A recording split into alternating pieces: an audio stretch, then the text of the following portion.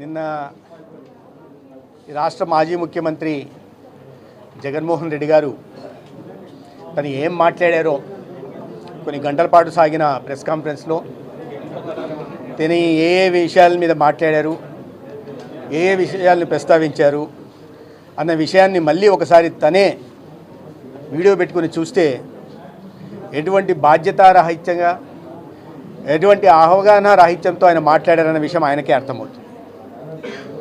ఏ విషయం మీద కూడా కన్సిస్టెన్సీ లేకుండా, నిలకడ లేకుండా అడ్డదిడ్డంగా మాట్లాడడం, ప్రజలను తప్పుదో పట్టించడం, అసత్య ప్రచారాలు చేపట్టడం, రాష్ట్రాన్ని ఇతర రాష్ట్రాల ముందు చులకన చేసి చెప్పడం, ఈ రాష్ట్ర ప్రజల మేధో సంపత్తిని కానీ కష్టపడే నైజాన్ని కానీ తక్కువ చేసి చూపించడం, తద్వారా మరి దాన్ని అంతా ప్రభుత్వం మీదకి నెట్టేసి తద్వారా రాజకీయ లబ్ధి పొందాలనే ప్రయత్నం జగన్మోహన్ రెడ్డి గారు చేస్తున్నట్టుగా ఉంది.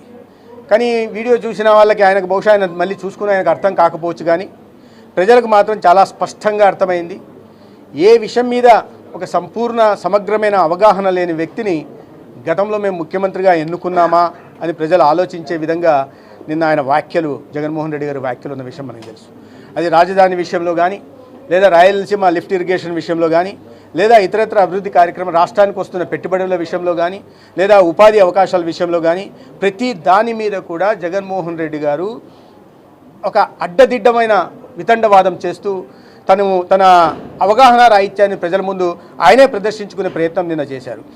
రాజధాని విషయంలో కూడా గతంలో రాజధానిలో అమరావతిని రాజధానిగా ఒప్పుకుంటూ అసెంబ్లీలో తీర్మానాన్ని ప్రవేశపెట్టినప్పుడు మద్దతు తెలిపి, తర్వాత ముఖ్యమంత్రి అయిన తర్వాత యూటర్న్ తీసుకొని ఒక 3 రాజధానుల పేరుతో వికృత రాక్షస క్రీడకు శ్రీకారం చుట్టి 3 ప్రాంతాల ప్రజల మధ్య విద్వేషాలు పెంచుతూ ఆ ప్రజల మధ్య వైషమ్యాలు పెంచి తద్వారా వికృతానందాన్ని పొందిన జగన్మోహన్ రెడ్డి గారు తర్వాత ఇప్పుడు ప్రభుత్వం ఓటమి చెందిన తర్వాత రాష్ట్రమంతా ఏకపక్షంగా తిరస్కరించిన తర్వాత మళ్ళీ అదే రాజధాని విషయం మీద డొంకతిరుడు మాటలు మాట్లాడతారు. వారి పార్టీ నాయకత్వంలో ఒక రకంగా మాట్లాడించడం, ఈయన ఒక రకంగా మాట్లాడటం, అవగాహన రాహిత్యంతో రివర్ బేసిన్లో రాజధాని ఉంది, నదీ గర్భంలో ఉంది, సుప్రీంకోర్టు పట్టించుకోవాలి, ఇటువంటి మాటలన్నీ అవగాహన ప్రపంచ దేశాలంతా తిరిగిన వ్యక్తి జగన్మోహన్ రెడ్డి గారు. తండ్రి అధికారాన్ని అడ్డం పెట్టుకొని అన్ని చోట్ల తిరిగారు. తెలుసు ఆయనకి అక్కడ అన్ని నదీ పరివాహక ప్రాంతం, నదీ బ్యాంకులపైనే అనేక పట్టణాలు మన రాష్ట్రంలో కావచ్చు, మన దేశంలో కావచ్చు, లేదా ఇతర దేశాల్లో కావచ్చు, ఎక్కడ చూసినా కూడా నదీ పరివాహక ప్రాంతంలో వచ్చిన రాజధానిలో అభివృద్ధి చెందిన విషయం కూడా తెలిసిన విషయమే. తెలిసినప్పటికీ కూడా ప్రజల్ని తప్పుదోవ పట్టించే ప్రయత్నం ఎందుకు చేస్తున్నాడు? ప్రజలకు వీటి అన్నిటి మీద అవగాహన ఉందన్న విషయం తెలియదు. మరి కృష్ణా నది ఒడ్డునే కదా ఎన్టీఆర్ జిల్లా ఉంది, విజయవాడ పట్టణం ఉంది, మరి అది ఆయనకు తెలియదా? మరి ఆ ప్రాంతాన్ని, అటువైపు అమరావతి ప్రాంతాన్ని రకంగా ఎందుకు ఒకసారి వెళ్ళి చూస్తే అక్కడ జరుగుతున్న అభివృద్ధి తెలుస్తుంది, ఆ ప్రాంతానికి వస్తున్న పెట్టుబడులు వస్తున్న విషయం తెలుస్తుంది. ఇవన్నీ కూడా ఈ నాయకత్వం మీద, చంద్రబాబు నాయుడు గారి మీద కానీ, లేదా కేంద్రం నుంచి అందుతున్న సహకారం కారణంగా కానీ రాష్ట్రంలో ప్రజల పట్ల, కూటమి ప్రభుత్వం పట్ల ఒక విశ్వాసం నెలకొంది. దాని కారణంగానే ఒక ప్రజల పట్లనే కాకుండా పెట్టుబడిదారుల కారణంగా కానీ, అందుకని లక్షల కోట్ల పెట్టుబడులు వస్తున్న నేపథ్యంలో, ఇవాళ అభివృద్ధి కార్యక్రమాలు ముందుకు పోతున్న నేపథ్యంలో ఇటువంటి అవాకులు చవాకులు పేలుతూ ఆయన తన కాళ్ళ కింద నేల కదలకుండా కాపాడుకునే ప్రయత్నం చేస్తున్నారు. తన పార్టీ నుంచి నాయకులు జారిపోకుండా కాపాడుకునే ప్రయత్నం చేస్తున్నారు. ఆ విధంగా చేసుకోవడంలో తప్పు లేదు. కానీ ఇటువంటి అసత్యాలు, రాయలసీమ లిఫ్ట్ ఇరిగేషన్ గురించి, రాయలసీమ నీటి ప్రాజెక్టుల గురించి జగన్మోహన్ రెడ్డి గారు మాట్లాడితే దయ్యాలు వేదాలు వల్లించినట్టుగా ఉంటుంది. ఆయనకు తెలియదా? ఎన్నికల సందర్భంలో కానీ, పాదయాత్ర సందర్భంలో కానీ బైరవాణి తిప్ప నెల రోజుల్లో పూర్తి చేస్తా ఉన్నారు. తర్వాత అధికారంలోకి వచ్చారు, ఏనాడైనా పట్టించుకున్నారా? తను ముఖ్యమంత్రి అయిన తర్వాత చాలా ఆర్భాటంగా హెలికాప్టర్లలో వెళ్ళేసి వేదవతి బ్యారేజీని కర్నూలు జిల్లాలో భూమి పూజ మళ్ళీ చేసిన దానికి మళ్ళీ భూమి పూజ చేశారు. ఏనాడైనా మళ్ళీ తర్వాత ప్రగతి కానీ పట్టించుకున్నారా? ఒక ఇటుకైనా పేర్చే ప్రయత్నం చేశారా? ఎన్ని నీటిపారుదల ప్రాజెక్టులను మీరు సందర్శించారు, ఆ సందర్భంలో పూర్తి చేశారో ఒకసారి చెప్పాలా? కేసీ కెనాల్ ఆయకట్టు స్థిరీకరణ కోసం నిధులు కేటాయిస్తున్నారు, ఏనాడైనా కేటాయించారా? లేదా హంద్రీనీవా గురించి ఏనాడైనా సమీక్ష నిర్వహించి ఒక ఇటుక పేర్చే ప్రయత్నం చేశారా? ఇవన్నీ ఎందుకు?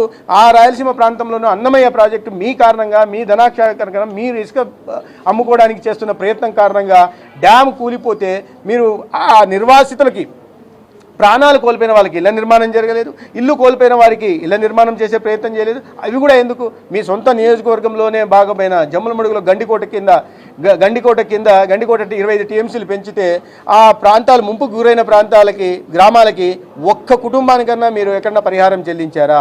దానికి ముందు 6.5 లక్షలు ఇస్తుంటే 10 లక్షలు ఇస్తామని చెప్పి నమ్మబలికి ముఖ్యమంత్రి అయిన తర్వాత ఆ గ్రామస్తులందరినీ దౌర్జన్యంగా ఆ గ్రామాలను ఖాళీ చేయించారే తప్ప పరిహారం చెల్లించి మీరు చెప్పిన విధంగా 10 లక్షల పరిహారం చెల్లించాలనే విషయం జగన్మోహన్ రెడ్డి గారికి గుర్తులేదా? ఇంకా పోలవరం గురించి అయితే చెప్పనవసరం లేదు. 5 సంవత్సరాల పాటు నిమ్మకు నీరెత్తినట్టుగా ఉండి ఏనాడు సమీక్షలు నిర్వహించకుండా ఊరికే పైపైన మాటలు మాట్లాడుకుంటూ కాఫర్ డ్యామ్ నిర్మించకుండా డ్యాఫ్రమ్ వాల్ కూలిపోతుంటే చూసుకుంటా సిద్ధమవుతుంటే చూసుకుంటూ ఇవాళ వేల కోట్లు మళ్ళీ అదనంగా ప్రజల మీద భారం మోపడానికి ముఖ్యమంత్రిగా పనిచేసిన జగన్మోహన్ రెడ్డి గారి కారణం కాదా? ఇవాళ ఆయన మాట్లాడుతున్న ఉత్తరాంధ్ర విషయాలు అయితే ఆయన పట్టించుకున్న పాపానే పోలేదు. ఆయన వరద ప్రాంతాలకి జగన్మోహన్ రెడ్డి గారు రైల్వే దుర్ఘటన జరిగితే హెలికాప్టర్లో, వరద ప్రాంతాలకి హైవే మీద చూసి రైతులను పరామర్శించిన వ్యక్తికి ప్రజల మధ్య పైన కానీ లేదా నీటి ప్రాజెక్టుల పైన కానీ లేదా రైతాంగ సమస్యల పట్ల కానీ అవగాహన ఉందనుకోవడం మాత్రం నిజంగా ఒక భ్రమ అవుతుంది.